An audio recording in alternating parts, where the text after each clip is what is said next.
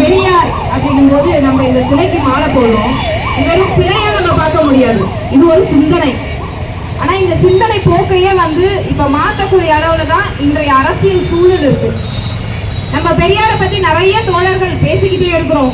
ஆனா பெரியார் என்ன சொன்ன அதை நம்ம இன்னைக்கு எந்த மாதிரி வடிவத்துல நம்ம அதை செயல்படுத்த முடியும் அப்படின்றதையும் நம்ம சிந்திக்க வேண்டிய கட்டாயத்துல இருக்கிறோம். நிறைய விஷயங்கள் மாறுபட்டு நடந்துகிட்டே இருக்கு. அவர் நெஞ்சில் தைத்த முள்ளா இருந்த ஒரு விஷயம் கூட இப்ப வேற வேற வடிவங்கள்ல நம்மள குத்திக்கிட்டே தான் இருக்கு. இன்னுமே சாதி ஆணவ படுகொலைகள் நடந்துட்டு இருக்கு. அதுக்கான தனி சட்டம் ஏற்றக்கூடிய அந்த கோரிக்கைகள் இன்னும் வலுப்பெற்றுக்கிட்டே இருக்கு. அது இன்னும் நடைமுறைக்கு வரணும், நிச்சயமா வரணும். சாதி ஆணவ படுகொலைகள், சாதின்றதை எதிர்த்து தான் பெரியார் போராடினார். கடவுள் இல்லைன்றதுக்கு அச்சாணியா அவர் போட்டு எதுக்குன்னா சாதி ஒழியணும். ஒரு ஏற்றத்தாழ்வு இல்லாத சமூகம் வரணும் அப்படின்னா அதுக்கு சாதி இருக்கக்கூடாது. அப்ப சாதி இல்லாத ஒரு சமூகம் வரணும். அந்த மாதிரி வரணும்னா அதுக்கான முன்னெடுப்புகள் நிச்சயமா நடந்துகிட்டே தான் இருக்கணும். அது இப்ப நடக்கிறதுக்கான சூழலை பின்னுக்கு இழுக்கிறதே இந்த அரசியல். மோடி அரசு பல வகையில நமக்கு எவ்வளவோ பிரச்சனைகளை தருது. அன்றாட வாழ்க்கையிலே நம்ம நிறைய விஷயங்களை பார்க்கலாம். ஆனா குறிப்பா நம்ம இப்ப பெரிய விஷயமா ஒரு பூகம்பமா அணுகுண்டா வெடிச்சிட்டு இருக்க விஷயம் என்ன?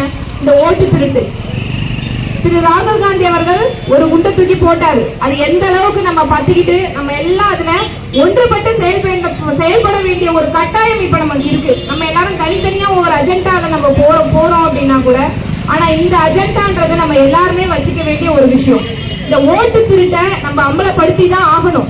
ஏன்னா இந்த ஓட்டு திருட்டு நம்ம எல்லாருக்கும், நம்ம எல்லாம் இங்க இருக்கிறோம். ஒரு இந்தியன், நான் ஒரு தமிழன். நம்ம சொல்லிக்கிறது எது? புரட்சியாளர் அம்பேத்கர் கொடுத்த அந்த ஓட்டுரிமை.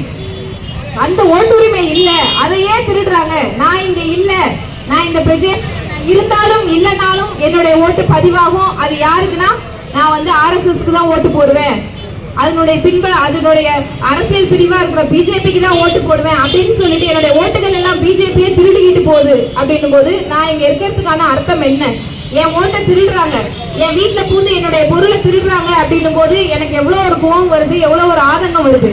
அந்த மாதிரி என்னுடைய உரிமையை திருடும் போதும் அதே கோபமும் அதே ஆதங்கமும் நமக்கு வரணும்.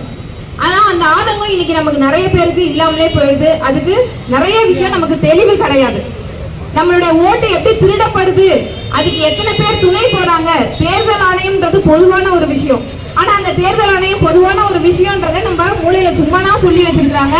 அதுவும் ஒரு பிம்பமா தான் போயிட்டு இருக்கு. ஆனா அந்த தேர்தல் ஆணையமே இப்ப யாருக்கு துணை போகுது? மோடி அரசுக்கு தான் துணை போயிட்டு இருக்கு.